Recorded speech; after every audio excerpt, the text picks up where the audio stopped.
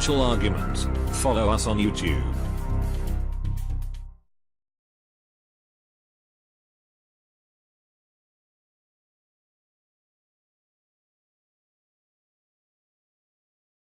I probably made money regardless, just having spent those dollars in the meantime as opposed to putting them aside or whatever, because the dollar is down 50% against Bitcoin in the last 12 months is what you told me. Correct. Actually, it's more than that. I haven't done the actual calculation to see how degraded the value is. But if you think about it, what was Bitcoin at the beginning of this year? 1,000. And here we are at 3. So, we've had that increase, 2/3 gain. And so that's basically an accurate measure of the amount of purchasing power that the dollar has lost. And you can do that metric really easily because the greater percentage is the actual loss of purchasing power from the dollar, not nominal, not notional, but what you could actually buy with it. Yeah. Anyone that's owned Bitcoin over the past year has seen their purchasing power rise. That is absolutely for certain. And now Bitcoin is almost daily front page news. Certainly at Zero Hedge today, we see Bitcoin spikes to new record high over 3,500. So I logged into. Seriously? Yeah, I logged into Coinbase. We're at 3,548 as we speak. I hadn't gotten even into that far. I'm running slow. We were out of the county yesterday, and so everything's like lagging. Yeah. So I hadn't gotten to that stage yet. But I knew it wasn't going to be down. The thing about the cryptos is that quite seriously, and this is something that you will have to wait a little bit in order to see it happen before you believe me, but we have not even had 1% of the population of the U.S. become involved yet. And I think we're going to cross the 1%, 2%, and 3% threshold in a matter of months, starting in February of 2018. So if you think it's hitting the mainstream now, you haven't seen anything. Now let's just talk about that a little bit. I think that February of 2018 deadline is right around the time you're expecting to see a $13,800 Bitcoin price, correct?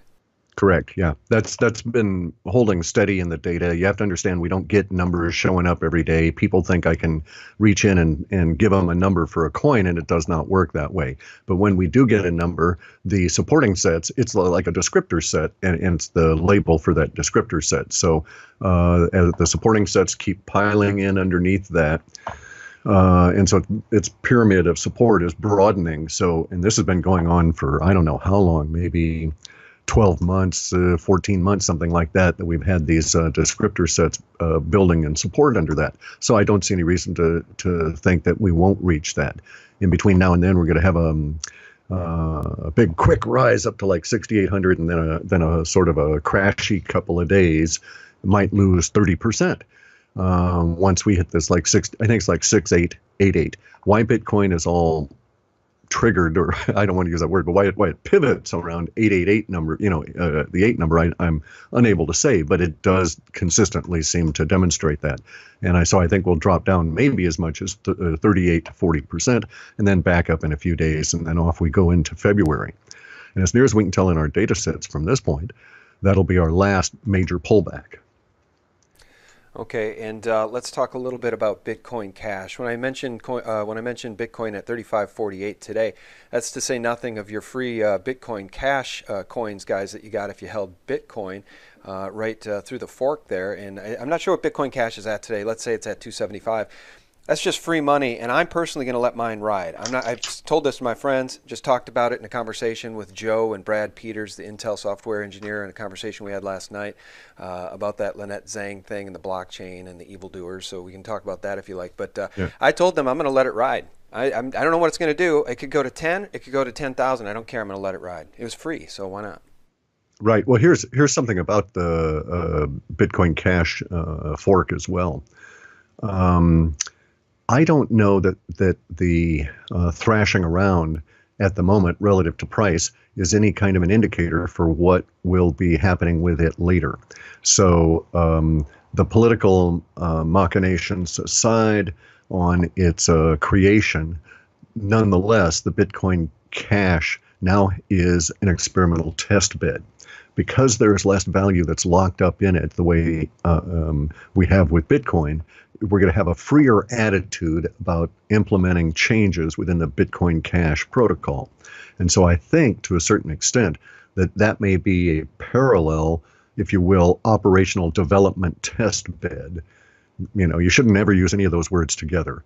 But it may end up being that, such that if they do have major improvements that they can demonstrate, speed, et cetera, then those could be, because it's the same code base, quickly adopted into Bitcoin once it's been proven that the net negative effect is essentially zero. Okay, so they've got a nice little test lab they can use. Yeah, and without much money invested in it. See, I mean, we don't have a huge amount of the market cap of cryptos locked up in it to where we're afraid to monkey with it. And that's a lot of it now. And I get that, as somebody who holds Bitcoin and holding it through the fork, I appreciate that we don't have to be concerned about a radical element within the Bitcoin community saying, let's do this, major choppy stuff on the code without understanding what we're getting into. And so I like the idea that, if we do have a good idea, let's let Bitcoin Cash do it and see what happens. Let's let Mikey do it, right? Yeah. Well, let's talk about Bitcoin Cash as it relates to Wall Street. Right now, the only way people could even get Bitcoin, if you're not going to buy it directly, since there's no ETFs, the Winklevoss ETF was not approved, is to get that over-the-counter vehicle called GBTC. Are you familiar with that one? Because I want to read something to you. No, I'm not. I haven't run across that yet. Okay. Well, it's just run gangbusters along with the price of Bitcoin. I believe about a year and a half ago, when Bitcoin had corrected back down to 400 or 500, right in there, you could get in on one share of GPTC for under 100. I think at $60 at one point. Today it hit 600. So that is one vehicle to own Bitcoin through, although you obviously don't hold the private keys. And I was looking at some news today. I wanted to see how they were going to handle the Bitcoin fork. And without boring you to tears with all of this stuff, they essentially are saying that the sponsor currently expects to cause the trust to liquidate any Bitcoin Cash associated with the Bitcoin held by the trust, and to cause the proceeds of such liquidation to be distributed on a pro rata basis to holders of units of the trust. It is expected that any such distribution would be made only after allowing time for evaluation of the market for Bitcoin Cash in consideration of the manner in which to liquidate such Bitcoin Cash, which may be months after the fork occurs. So they're basically saying we may or may not. If you continue right, reading, yeah, we're not sure. It says, but we what does it say here? It says the amount of any distribution will be net expenses of the sponsor and the trust, including costs associated with liquidation and distribution. And basically they go on to say, and we may never distribute it. So I thought that was interesting. It's a little bit like Coinbase, which got themselves in quite of a rip roar over this whole thing, with lawsuits being threatened if they don't give their Bitcoin Cash to the people who did hold their Bitcoin through the fork on Coinbase. So I wonder how that'll shake out. You understand about the exchanges, of course, and the double bind that this put them into. Okay, and I'll tell you a weird rumor. All right, I heard a weird rumor that there was going to be an attempted takeover of an exchange because people that were involved with the Bitcoin Cash could foresee the situation, or they engineered it.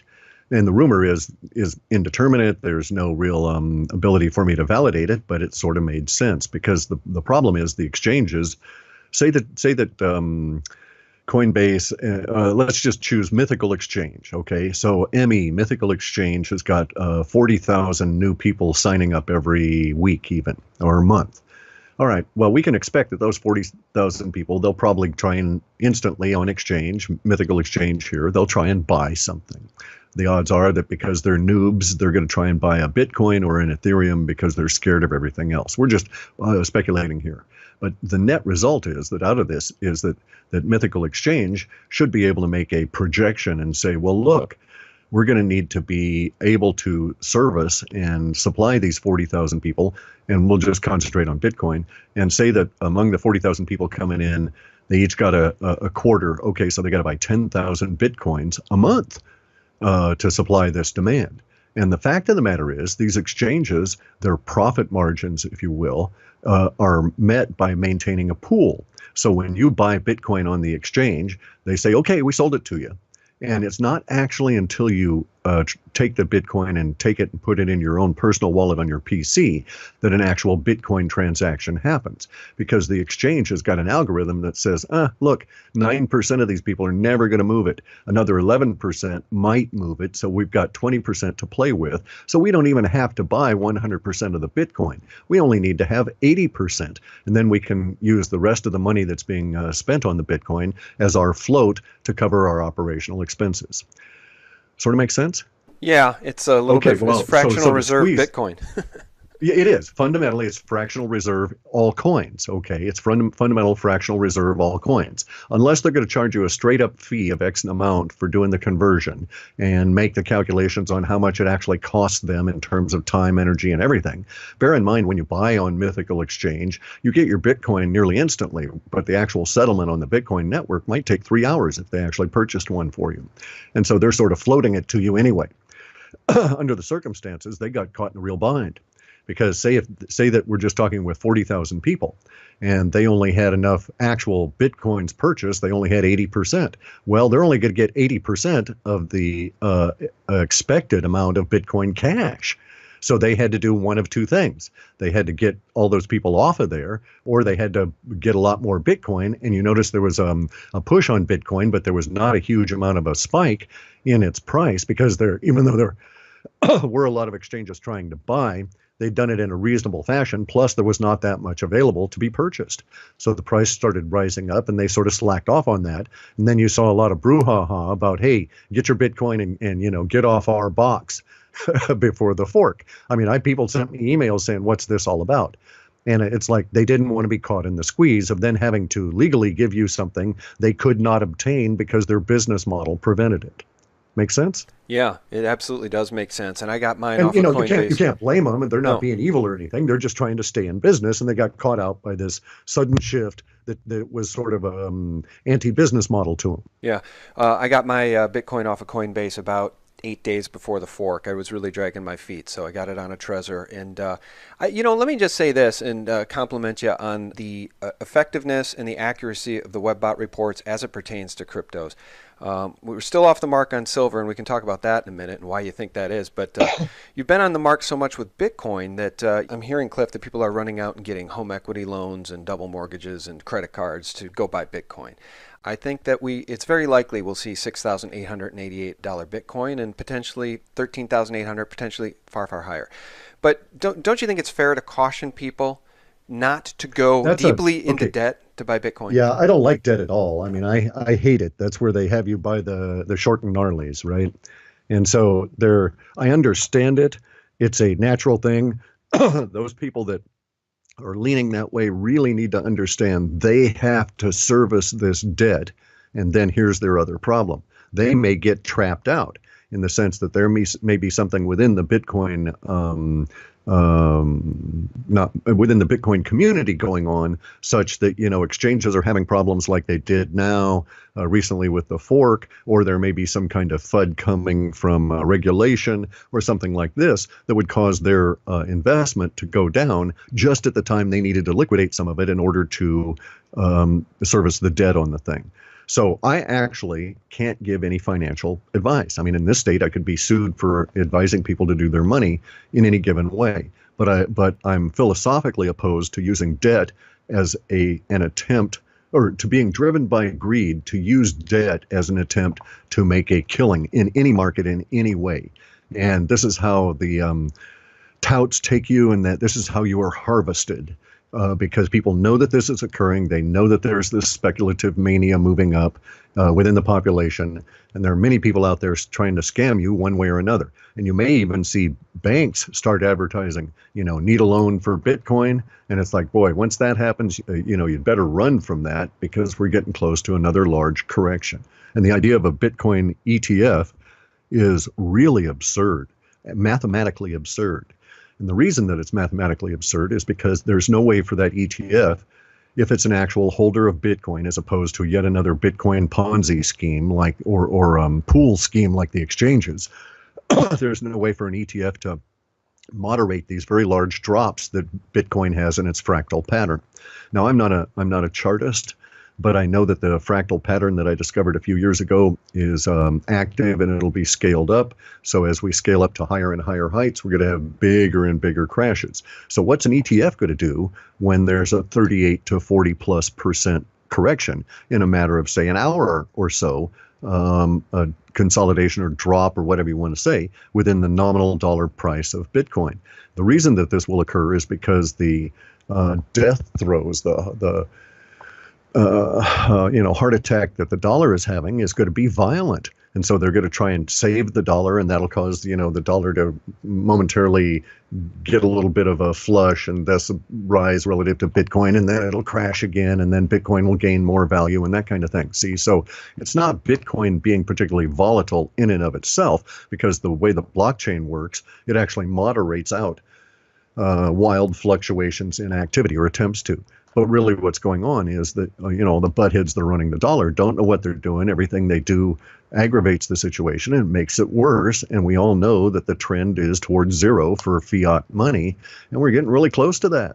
Yeah. Now, I want to ask you this, too, as it pertains to the accuracy of the reports, and just let you know that, again, as it pertains to me holding Ethereum and Bitcoin, those two specifically, I also own Litecoin, Salt, Pillar, a bunch of these others that you've talked about, and some of which appear in your latest report. But sometimes when you're holding these things and they correct, it's sort of those white knuckle moments where you kind of feel sick to your stomach. And my approach is, I don't even look at my account. I just look at the long-term report, and I know that, if this thing is going to go to 13,800, whatever this correction was in mid-July, and for instance, Ethereum corrected hard. I think it hit 420, and then it went back down to a low of about 140.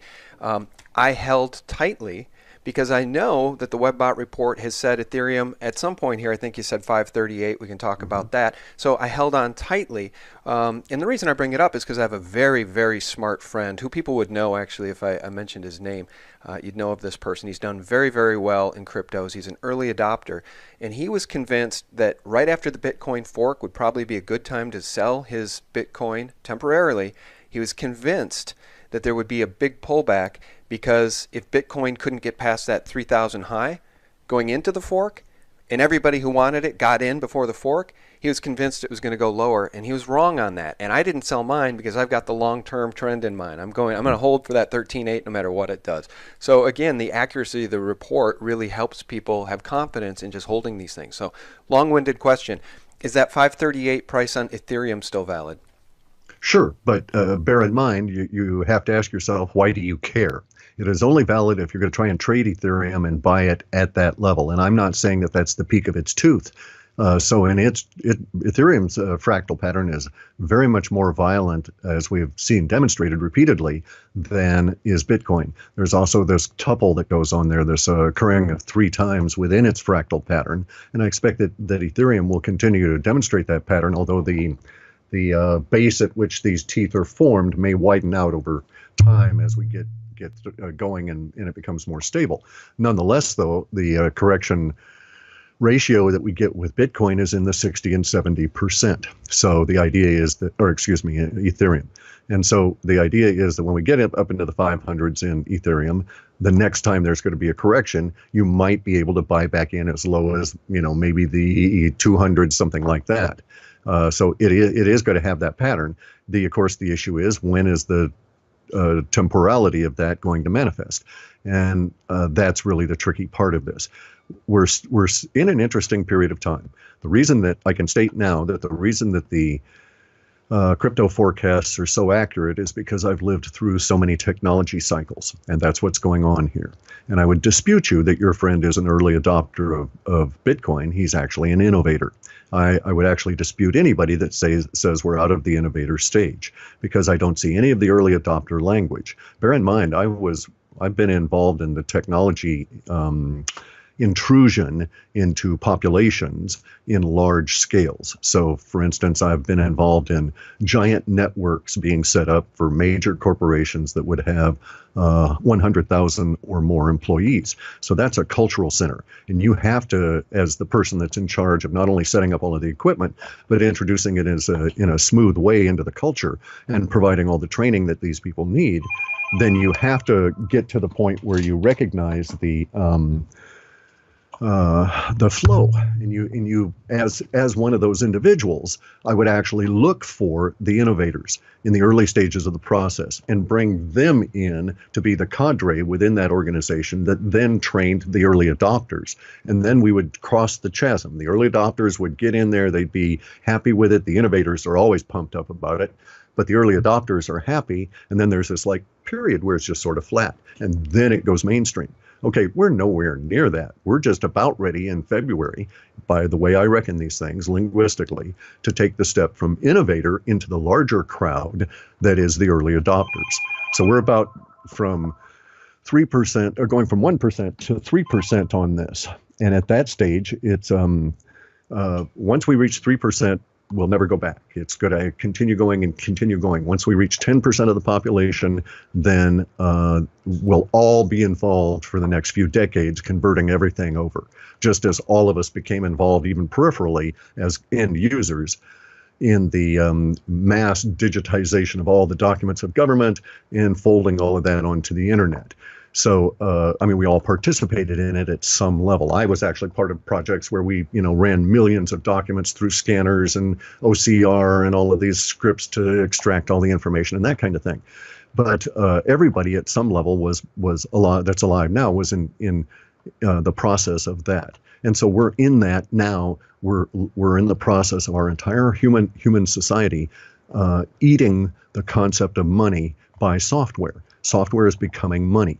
Our digital infrastructure is broadening out into not only things on the internet, but the abstractions that humans use to pass energy and relationships between each other. And one of those major ones is currency. So we've all known, at least a lot of us that have thought about this and have discussed it, that software at some time was going to come and eat the world of money.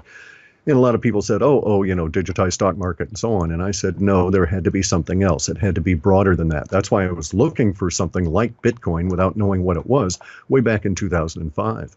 And so when the white paper came out, it was, the lightning moment. And there you go. Here it is. Software is going to eat money. And man, it's progressing very fast.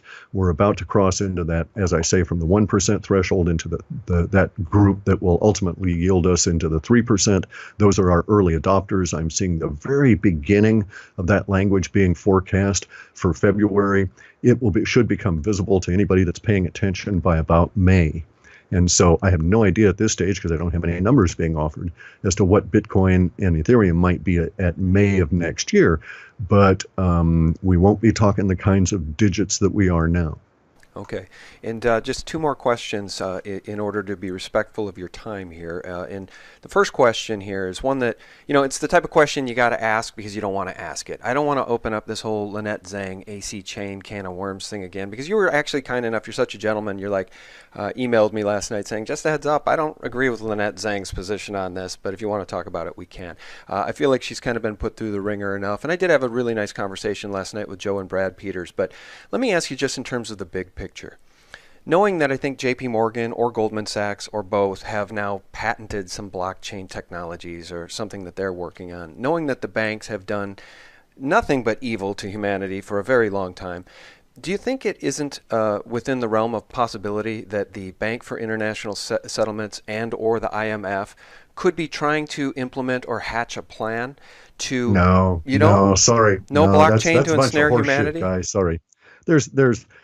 You have to understand the mindset of the people you're dealing with up there. These are not technical thinkers. They don't look for technical solutions. Technology scares them because it distributes power. The last thing they would do is involve any form of technology and any access to any coin that they wanted to use to dominate. They're not going to allow you to get at it. Their mindset is entirely different. Plus the stuff that Lynette's been given, she does not understand, and I think she's being played.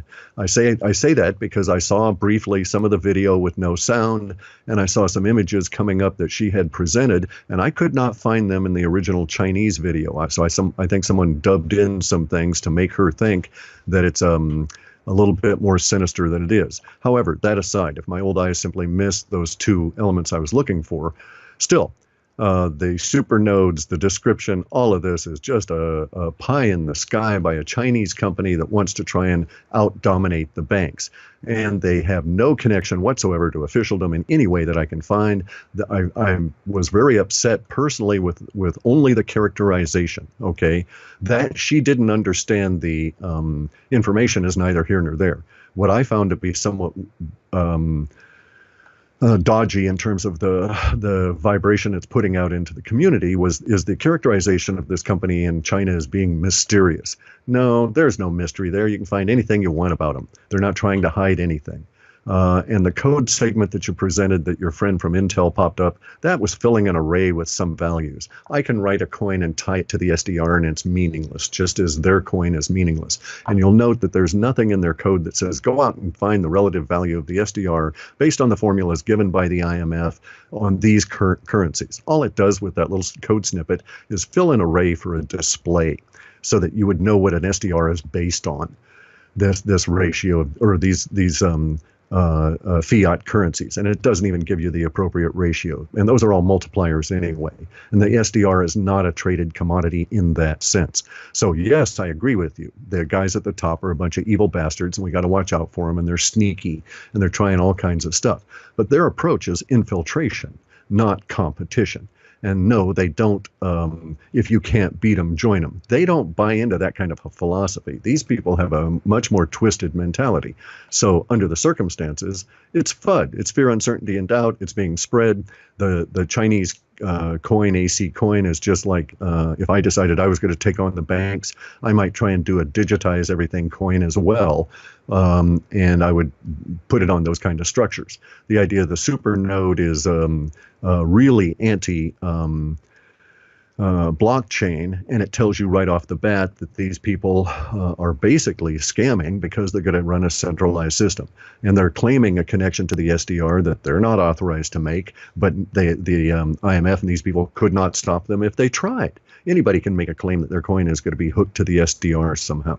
So it's a little goofy. Fiat is dying. The elite are trying to get control of things, but more than that, they've got issues because the elite themselves are fleeing into crypto with their own wealth, and they're not trying to create their own crypto. And except in a couple of instances, I know of bankers that said, "Oh well, let's go, do this scheme and harvest a bunch of money here." And I wrote about some of those in the Scheist coin section of one of the reports. But beyond that, no, Lynette Zhang is a metals dealer. She has an alarmist tone in terms of how she presents this material. Yes, the New World Order is a bunch of mean bastards that we've got to be careful of. But no, they're not going to eat everything with their software coin and tie up your property and all of this sort of deal. So her presentation is... she's not the person to be judging cryptos, and the material that was presented to her, I believe, was done. That was it. It was presented to her. I don't think she ferreted it out. I don't think, because obviously she didn't do even a cursory examination on the AC Coin company itself. There's no mystery there at all. Okay. Well, the one thing I would say, just to push back a little bit as far as the elite go and using technology to ensnare and enslave, is this whole 5G Internet of Everything thing where they want to chip, literally billions of chips. They want to chip everything, every product, every living creature, and they want to track and trace everything. So that was one of the things. Well, that's not okay, but hang on a second. Let's examine this from a very realistic technical perspective. That's not out of line, all right? Having a chip attached to your cows, especially in Europe, where mad cow disease is there, guarantees you, at least up to the point of slaughter, what's going on. Plus, these chips can be used as sensor apparatus. I was involved in this project where they stuck little coated wires in the snouts of all these salmon fry and steelhead and let them loose into the wild. And for dozens and dozens and dozens of years, the state of Washington ran what was known as the head lab, where they took all these fish heads, extracted the little coated wires, read the digital material on them, and took the DNA samples out of those fish heads that they had, did the electrophoresis on them, and came up with DNA patterns. And that was not part of any New World Order. That was kind of a method for Canada, the tribes, and the state of Washington, and Oregon, and some other states to fight over the fish. And so there are natural needs for us to understand what is going on at a complex level as a complex humanity, as a complex human society. With or without the New World Order, we're going to need to do stuff like this just to be able to effectively manage our resources. And here's the thing. Say that there's a giant natural disaster. Wouldn't it be handy to have a computer somewhere that said, well, look, in the region that was just affected, we have X, Y, Z in the way of resources that have been wasted. But hey, over in this other region, we can look on the computer now and find out that we've got this percentage of excess, that percentage of excess, and this other percentage of excess that can be shipped into the devastated region. And we can do this because we can identify everything because of the chips. So I'm quite in favor of the Internet of Everything, right? There are evil ways it can be used, but I'm actually I'll give you a family secret here, okay? And it'll perhaps explain my viewpoint. My people are pirates, okay? Actually, pirates of the Caribbean. My mother's family traces its roots back through the Azores, back through the Caribbean, back through the Azores to the expulsion of the Templars in France, their hiding out in Portugal, their flight to the Azores, and then being kicked out of the Azores and taking up residency in the Caribbean as pirates. So I got pirates in my background, as well as horse thieves. And so I count on the fact that there's this DNA out there that affects people like myself that says, I'm going to game your damn system. So let the New World Order move in mass into the technological world, because you got a lot of raspy old farts out there and young guys like that are all like myself that have the attitude is, all it takes is a decent PC or a smartphone and some smarts, and I've got you. I mean, if you've ever messed around with the deep web, you could probably get millions of people out of there to decide that, under these circumstances, I think I'll join the collective fight. And some of these people are extremely talented. So I'm not that worried about them moving into technology. If the idea of putting a chip in me, no, that's not going to happen. Okay. And if they were to put a chip into me, well, they're very easily defeated with a small, short burst of microwave radiation that's targeted. And you can even find how to make these devices online. Okay, that was what I was going to ask you as a Christian. I wanted to know where you stood on chipping people, because I believe that's also okay. What they I'm not a Christian. I didn't ask. No, I am a Christian. So. Oh, okay. That's okay. Sorry. So I wanted to get your thought on, do you draw the line at chipping people? Because they'd like, and correct, you just made it clear. Yeah. Okay. And let's just finish out the call then and talk about something that you and Lynette Zhang do agree on, and that's $600 silver. Why do you suppose the WebBot reports, the WebBot data has not been accurate as it pertains to the price moves of silver and gold? Well, because it's manipulated at a level that I had not anticipated. But here's another issue, okay? I was talking with some kids and a couple of scientists about this. The accuracy rate of the data sets it has to be looked at in two different ways. Sometimes the accuracy rate is really phenomenal and the timing is really phenomenal. One of the example is blondes on boats. The amount of language that actually manifested as the Costa Concordia crashed, and I said all this language would occur 5 months ahead of the ship actually running aground, and it was a spectacular hit. And there's been maybe 24 of them over the past few decades where it was really huge amount of connection on the language, and it was precise on the timing. Now, there have been a lot where the language shows up, but the timing is just really wonky on it, and we might be a year off, and all of a sudden everything plays out just like it was described. And I think that's what's going on with silver. And I think what's going on with that is that there's been a huge amount of emotional, suppressed emotional reaction to silver. And that's what's building up. That's what gives us the language. Around the $600 silver mark may be, and this is my personal fear, may be something so catastrophic for the fiat-based economic system that's why the $600 information came all the way back to 2002. So in other words, there's going to be such a huge emotional outcry as fiat collapses and silver is suddenly $600 an ounce on its way to, infinity. There will be such a huge emotional reaction that emotional reaction that we're about to encounter and produce actually went back through time to influence our data in 2002. Make sense? Sorry, had you muted. Okay, so Okay, so under those circumstances, that's really a scary time for me because that amount of an emotional wave that it can travel back, say it happens in 2018.